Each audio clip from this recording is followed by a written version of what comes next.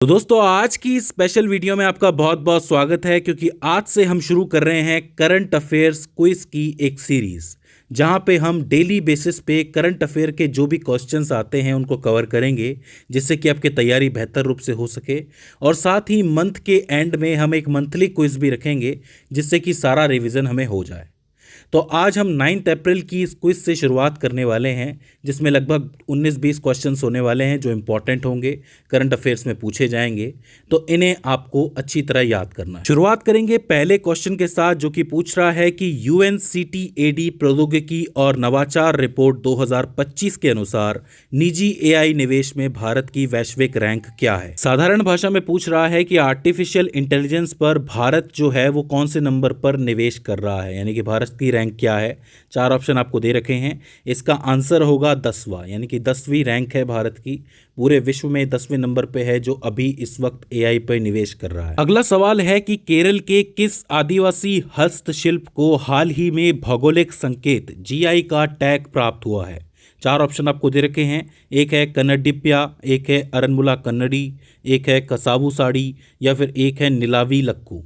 आपको पता होगा कन्नडिप्या, अगर आप फॉलो कर रहे हैं करंट अफेयर्स को आपको पता होगा कन्नडिप्पा वो हस्तशिल्प है जिसको जीआई का टैग मिला है। तो इंपॉर्टेंट क्वेश्चन है, याद रखना है। अगला सवाल है कि कजाकिस्तान ने हाल ही में स्वच्छ तकनीक और रक्षा उद्योगों के लिए महत्वपूर्ण तत्वों के किस समूह का एक बड़ा भंडार खोजा है। इंपॉर्टेंट है, अभी हाल ही में कजाकिस्तान ने जो है एक बड़ा भंडार खोजा है, तो वो कौन सा है। आपको पता होगा कि दुर्लभ मृदा तत्वों की खोज हुई है, तो ऑप्शन बी इसका आंसर होगा। याद रखना है, दुर्लभ मृदा तत्व हैं जो स्वच्छ तकनीक के लिए इंपॉर्टेंट माने जाते हैं, तो कजाकिस्तान ने खोजे हैं, तो इसे आपको याद रखना है। इसके बाद पूछ रहा है कि हाल ही में ब्राजील में 11वीं ब्रिक्स पर्यावरण मंत्रियों की बैठक में भारत ने ब्रिक्स देशों से जलवायु वित्त जुटाने के लिए बाकू से बेलेम रोडमैप का समर्थन करने का आग्रह किया। तो बताना है कि बाकू से बेलेम रोडमैप का मुख्य उद्देश्य क्या है। तो देख, इस बात को समझो कि आपको पता है कि 4-5 देश मिले हुए हैं जिसमें ब्राज़ील है, भारत है, चाइना है, सऊदी अरेबिया है। इन सब की एक मीटिंग हुई है पर्यावरण मंत्रियों की, और वहाँ पे उन्होंने एक रोडमैप जो है वो डिस्कस किया है, उसका समर्थन किया है, बाकू से बेलेम। तो बताना यह है कि बाकू से बेलेम का जो मुख्य उद्देश्य है वो क्या है। तो 4 ऑप्शन आपको दे रखे हैं, इसमें जो तीसरा ऑप्शन है विकासशील देशों में जलवायु कार्यवाही के लिए 2035 तक सालाना $1.3 ट्रिलियन जुटाना। बेसिकली इसका जो मुख्य उद्देश्य है वो ये है कि जो विकासशील देश हैं, जो अभी डेवलप हो रहे हैं, डेवलपिंग देश हैं, उनकी जलवायु कार्रवाई के लिए 2035 तक हमें एक ऐसी व्यवस्था करनी है कि $1.3 ट्रिलियन हर साल जमा हो जाए, जिससे कि जलवायु का सारा कार्रवाई भी पूरी हो जाए और विकासशील देशों को मदद मिले। तो ऑप्शन सी इसका आंसर होगा, इसे आपको याद रखना है। अगला सवाल पूछ रहा है कि हाल ही में म्यांमार में आए भूकंप का संबंध किस प्रमुख स्ट्राइक स्लिप फॉल्ट से था। अब आपको पता है कि म्यांमार में एक बहुत बड़ा भूकंप आया है, तो हमें यह बताना है कि इसका संबंध किस स्लिप से था। तो 4 ऑप्शन आपको दे रखे हैं, जिसमें सैन एंड्रियास, सांगाइन, उत्तरी अनोतोलियन और अल्पाइन, चारों ही ऑप्शन दे रखे हैं। बहुत कंफ्यूजन हो जाता है बच्चों को, इसका आंसर होगा सांगाइन फॉल्ट। अल्पाइन से बिल्कुल भी कंफ्यूज मत होना, सांगाइन फॉल्ट इसका आंसर है, ठीक है। इसके बाद पूछ रहा है कि बृहस्पति पर ग्रेट रेड स्पॉट के नए अवलोकन आश्चर्यजनक वायुमंडलीय गतिविधि दिखाते हैं। तो ये जो ग्रेट रेड स्पॉट है ये किस प्रकार का तूफान है। मैं आपको बता दूं कि बृहस्पति यानी कि जुपिटर जो प्लैनेट है उसके ऊपर एक तूफान है जो कई सालों से चल रहा है। सालों से मेरा मतलब है सैकड़ों सालों से, हज़ारों सालों से वो चल रहा है। वो जो तूफान है वो लाल रंग का नज़र आता है, इसलिए इसको बड़ा सा धब्बा कहा जाता है, ग्रेट रेड स्पॉट। अभी हाल ही में इसके अंदर कुछ एक नए अवलोकन किए गए हैं, उसके अनुसार इसमें कुछ चेंजेस भी देखे गए हैं। तो पूछ रहा है कि ये जो तूफान है ये किस प्रकार का तूफान है। तो ये प्रति चक्रवात है, एक तो चक्रवात चलता है, एक उसकी विपरीत दिशा में प्रति चक्रवात चलता है। तो ये प्रति चक्रवात तूफान है, इसे आपको याद रखना है। इसके बाद अगला सवाल है कि हाल ही में भारत और चिली ने व्यापक आर्थिक समझौते CEPA के लिए बातचीत शुरू करने पर सहमति व्यक्त की है। तो पूछ रहा है कि चिली की सबसे लंबी नदी कौन सी है। तो देखो कितना घुमा रहा है कि एक इन्फॉर्मेशन तो आपको ऊपर दे रहा है, लेकिन पूछ रहा है कि चिली की सबसे लंबी नदी कौन सी है। तो चिली की सबसे लंबी नदी कौन सी है, तो अगर आपको कोई बोले कि चिली यानी मिर्ची खाओगे तो आप कहोगे लाओ। जी हाँ, तो लाओ से आपको याद रह जाएगी सबसे लंबी नदी लाओ। इसके बाद पूछ रहा है कि हाल ही में देवराय प्रथम के शासनकाल की तांबे की प्लेटों का एक सेट अनावरण किया गया जो 15वीं शताब्दी में संगमा राजवंश के शासन पर प्रकाश डालता है। संगमा राजवंश की स्थापना किसने की थी? तो ऊपर आपको एक जानकारी दी गई है जो अभी हाल ही में हुई है, और सवाल क्या पूछ रहा है, संगमा राजवंश की स्थापना किसने की थी। तो करंट अफेयर्स के अंदर भी आपको हिस्ट्री का क्वेश्चन पूछ रहा है, तो आपको याद रखना है। तो इसका सही उत्तर होगा हरिहर प्रथम और बुक्का प्रथम। अभी हाल ही में आपको याद होगा कि मैंने आपको कुछ वंशों वाली वीडियो पढ़ाई थी, उसके अंदर मैंने आपको बताया था कि संगमा राजवंश जो है उसके 2 स्थापक थे, एक हरिहर थे और एक बुक्का थे, बुक्का प्रथम। तो दोनों को आपको याद रखना। इसके बाद 9वें नंबर पे है कि हाल ही में चंद्रयान 3 की CHASTE जांच ने चंद्रमा के ताप भौतिक गुणों का अध्ययन करने के लिए शिव शक्ति लैंडिंग स्थल पर चंद्र सतह में सफलतापूर्वक प्रवेश किया। तो यहाँ पे पूछ रहा है कि CHASTE का पूर्ण रूप क्या है। तो पहले तो एक बात समझ लो कि आपको पता है कि चंद्रयान 3 जो है वो गया था, तो चंद्रयान 3 के अंदर कुछ एक मशीनें डाली गई थी जिसको आप पेलोड कहते हो, वहाँ की भाषा में पेलोड कहते हो, साइंस की भाषा में। तो जो चेस्ट है यहाँ पे वो एक मशीन है एक टाइप की जो वहाँ पे गई है एक्सपेरिमेंट करने के लिए। आपको यहाँ पे 4 ऑप्शन दे रखे हैं कि चेस्ट जो है वो पूर्ण रूप से क्या है, और ऊपर आपको दे रखा है कि ताप भौतिक गुणों का अध्ययन करने के लिए। तो सवाल का जवाब सवाल के अंदर ही दे रखा है। तो यहाँ पे आपको ऑप्शन सी नज़र आ रहा होगा कि चांद की सतही ताप भौतिकी प्रयोग करने के लिए इसको वहाँ भेजा गया है। तो चेस्ट क्या है? ताप भौतिकी प्रयोग करने की एक मशीन है। तो सी इसका आंसर होगा। अगर आप गौर से सोचोगे, सवाल को ढंग से पढ़ोगे तो सवाल में ही आपको आंसर मिल जाएगा। अगला प्रश्न है कि हाल ही में वाइब कोडिंग शब्द सिलिकॉन वैली में चर्चा का विषय बन गया है।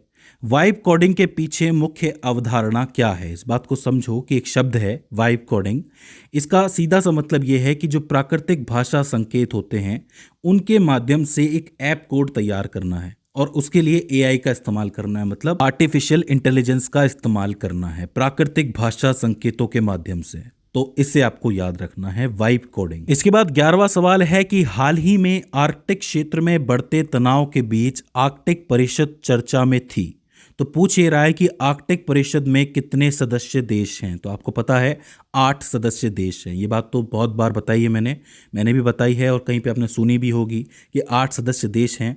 तो इसमें तो कोई दिक्कत वाली बात ही नहीं है। इसके बाद 12वें प्रश्न के अंदर भी आपको एक डिटेल दे रखी है, एक जानकारी दे रखी है, और नीचे पूछ रखा है एक सवाल।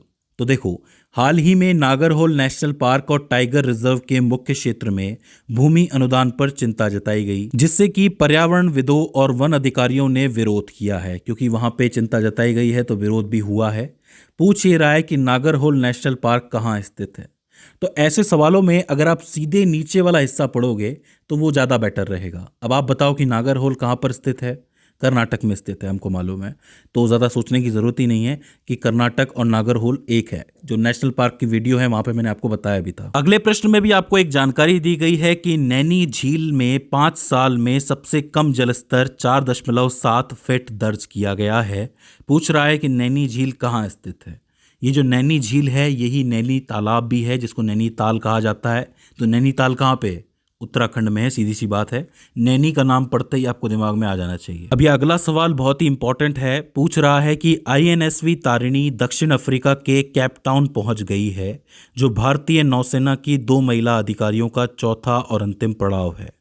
तो पूछ ये रहा है कि INSV तारिणी किस पहल से जुड़ी हुई है। तो आपको पता है नाविका सागर परिक्रमा II, इसका नाम आपने बहुत बार सुना होगा। बिल्कुल ही हाल ही की बात है। लोग जो है सागरमाला या फिर ऑपरेशन समुद्र सेतु से कंफ्यूज हो जाते हैं, लेकिन बिल्कुल कंफ्यूज नहीं होना है। नाविका सागर परिक्रमा II, तो इसे आपको याद रखना है। अगला सवाल है कि हाल ही में भारत जैव अर्थव्यवस्था रिपोर्ट जारी की गई है, जिसमें जैव अर्थव्यवस्था में संभावित वृद्धि बताई गई है। तो पूछ रहा है कि जैव अर्थव्यवस्था से क्या तात्पर्य है। तो देखो, जैव अर्थव्यवस्था वो अर्थव्यवस्था होती है जिसमें औद्योगिक उद्देश्यों के लिए पौधों और जानवरों का इस्तेमाल किया जाता है, या फिर जैविक संसाधनों का इस्तेमाल किया जाता है। अब ये कोई नई बात नहीं है कि पैसा कमाने के लिए जानवरों का भी इस्तेमाल करो, पेड़ पौधों का भी इस्तेमाल करो, जंगल नष्ट कर दो, तो वृद्धि तो होगी, ऑब्वियस सी बात है। तो ये वो वृद्धि है। हालांकि इसमें सब कुछ नेगेटिव नहीं है, पॉजिटिव भी है। कुछ ऐसी भी चीज़ें होती हैं जो बिल्कुल बेकार हो जाती हैं, जैसे जैविक संसाधन बिल्कुल बेकार हो जाते हैं। अगर आप उनका सही तरीके से इस्तेमाल करते हो तो इसका फ़ायदा जंगलों को भी मिलता है। लेकिन कभी कभी लोग अपने स्वार्थ में आके जंगलों को काटना शुरू कर देते हैं, जैसा कि अभी हाल ही की खबर आपने सुनी भी होगी। तो वो चीज़ गलत हो जाती है। ऐसी वृद्धि किसी काम की नहीं है।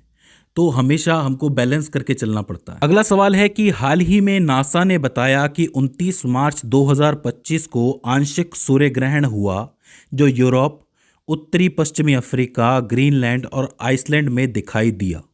तो पूछ रहा है कि आंशिक सूर्य ग्रहण क्या है। तो देखो, आंशिक सूर्य ग्रहण सिंपल सा ये तस्वीर देख के आप बता सकते हो कि जब चंद्रमा सूर्य के केवल एक हिस्से को ढकता है तो उसको आंशिक सूर्य ग्रहण कहते हैं। इस तस्वीर से आपको बिल्कुल अंदाजा लग जाएगा कि चंद्रमा हर बार पूरी तरह नहीं ढकेगा, पूरी तरह ढकेगा तो पूरा सूर्य ग्रहण हो जाएगा। ये जो है आंशिक सूर्य ग्रहण कहलाता है। तो इसे आपको याद रखना है कि क्या होता है आंशिक सूर्य ग्रहण। इसके बाद अगले प्रश्न में भी आपको एक जानकारी दी गई है कि हाल ही में हुए एक जीव सर्वेक्षण में केरल के करीमपुजा वन्यजीव अभयारण्य में ओडोनेट्स, तितलियों और पक्षियों की 63 नई प्रजातियों की सूचना दी गई है। तो पूछ ये रहा है कि करीमपुजा जिस बायोस्फीयर रिजर्व का हिस्सा है उसका नाम क्या है। 4 आपको नाम दे रखे हैं। सुंदरबन जो है वो बंगाल की तरफ है, आपको पता है। केरल की बात हो रही है तो सीधे आपके दिमाग में नीलगिरी का नाम आ जाना चाहिए। तो इसका आंसर जो है वो नीलगिरी होगा। सुंदरबन तो वैसे भी बंगाल की तरफ है, नंदा देवी नॉर्थ में है, आपको पता है। तो इसका सीधा सीधा आंसर जो है वो नीलगिरी ही होगा। तो इसे आपको याद रखना है। अगले प्रश्न में भी आपको जानकारी दी गई है कि हाल ही में लोकसभा ने गुजरात के आनंद में त्रिभुवन सहकारी विश्वविद्यालय की स्थापना के लिए विधेयक को मंजूरी दी है। तो पूछ ये रहा है कि भारत में सहकारिता आंदोलन का जनक किसे माना जाता है। 4 ऑप्शन आपके पास हैं। वर्गीस कुरियन, जो कि श्वेत क्रांति के जनक माने जाते हैं। त्रिभुवन दास पटेल, यही इसका आंसर होगा, बी आंसर होगा। महात्मा गांधी के बारे में जानते हैं आप, सरदार वल्लभ भाई पटेल के बारे में जानते हैं, तो सीधे सीधे त्रिभुवन दास पटेल का नाम आप लिख सकते हैं। तो ये इसका आंसर होगा। इसके बाद एक आखिरी प्रश्न है जो पूछ रहा है कि हाल ही में विदेशी निवेशकों ने भारतीय शेयर बाजार में भारी इन्वेस्ट किया है। किसके तहत? फुल्ली एक्सेसिबल रूट FAR के माध्यम से लगभग 51,730 करोड़ रुपए का निवेश किया है, 6 बिलियन का। तो पूछ ये रहा है कि जो FAR है, फुल्ली एक्सेसिबल रूट, इसका मुख्य उद्देश्य क्या है। तो इसका मुख्य उद्देश्य ये है कि जो विदेशी निवेशक होते हैं उनको सरकारी प्रतिभूतियों तक अप्रतिबंधित पहुंच की अनुमति देना, कि भाई इनकी जो पहुंच है वो अप्रतिबंधित हो जाए। तो इसके लिए FAR का रास्ता अपनाया गया है, फार एक्सेसिबल रूट। तो इसे आपको याद रखना है। तो इस तरीके से ये क्विज पूरा होता है, जिसमें लगभग 19 प्रश्न हैं। ये सब हाल ही की घटनाएं हैं। इसमें कुछ एक जानकारियां दी गई हैं, उनको स्पेशल रूप से आपको याद रखना है, क्योंकि सवाल उन्हीं से बनता है।